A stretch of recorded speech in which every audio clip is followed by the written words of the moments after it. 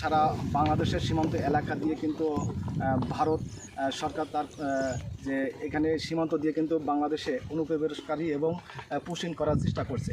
তার প্রতিহত করার জন্য শক্ত অবস্থানে কিন্তু সাতক্ষীরা জেলা 33 বিজিবি তারা কিন্তু শক্ত অবস্থানে আছে। কোনো রকমে কিন্তু অনুপ্রবেশকারী বা পুশিং করার সুযোগ তারা কিন্তু পাচ্ছে না। যে মুহূর্তে সীমান্ত এলাকায় আসছে তো সাথে সাথে তাদেরকে প্রতিহত করে কিন্তু ব্যাগ দিয়ে দিচ্ছে। তো আমি যেখানে দাঁড়িয়ে আছি সাতক্ষীরা কলারা উপজেলা সন্তালপুর, এই যে 33 বিজিবির 17 পিলার যে 2S এই পিলার সীমান্ত এলাকায়। তো আপনারা দেখছেন যে এখানে পিছনে কিন্তু বিজিবি তারা কিন্তু যথাযথ শক্ত অবস্থানে আছেন, কোনো রকমের পুশিং করার কোনো সুযোগ ভারত সরকারের নাই।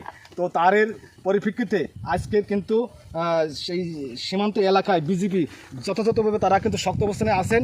তো তাদের চোখ ফাঁকি দিয়ে কিন্তু বাংলাদেশে অনুপ্রবেশ করার কোনো সুযোগ নাই। তো মালা, এই ছিল আমার কাছে সাতক্ষীরার সীমান্ত এলাকার সার্বিক পরিস্থিতি। ধন্যবাদ আপনাকে।